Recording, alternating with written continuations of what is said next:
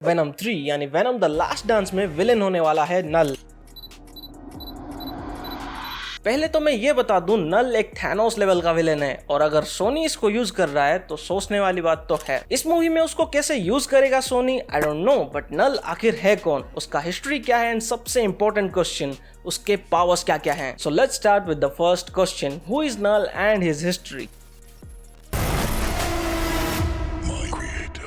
नल यानी एक dark cosmic entity जिसको सिम्बियोट्स का गॉड माना जाता है। पूरे यूनिवर्स के क्रिएशन से पहले वो एग्जिस्ट करता था और पूरे वॉइड को यानी स्पेस को राज करता था। और तब आए सेलेस्टियल्स यानी गॉड्स और अपने साथ लाए रोशनी को, जिससे कि नल बिल्कुल भी खुश नहीं था। सेलेस्टियल ने होल यूनिवर्स क्रिएट किया स्पेस में, जिसको नल अपना मानता था। और तब नल ने अपने परछाई से एक स्वॉर्ड बनाया और एक सेलेस्टियल पे अटैक किया और उसका गला काट दिया, जिसकी वजह से सेलेस्टियल्स ने उसे बैनिश कर दिया, उसको वॉइड भेज दिया और वहां उसने अपना काम शुरू किया और उसने बनाया all black necrosword, the first creation of Null, जिसको यूज करके उसने बिलियंस ऑफ गॉड्स को मारा। बट एंड में उसका सामना एक ऐसे गॉड से हुआ जिसको हरा नहीं पा रहा था वो, और उसके साथ फाइट करते करते वो दोनों एक अननोन प्लैनेट पे गिरे, जो प्लैनेट था गोर का। यस, जिसको हमने थोर लव एंड थंडर में देखा था, गोर द गॉड बुचर।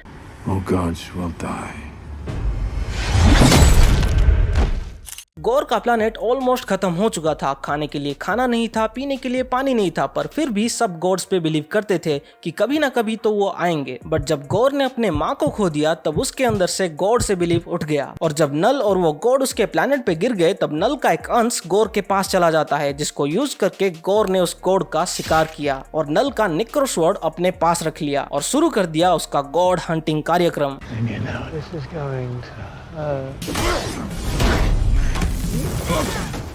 और इस तरफ नल तकरीबन 100 साल के बाद उठा और तब उसे समझ आया उसका powers of null.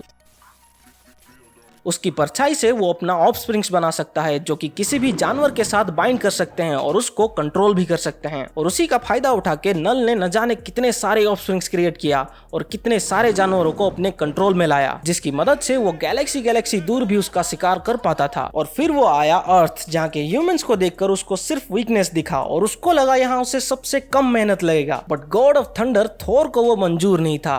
I'm very protective of the humans because they are so helpless and ridiculous.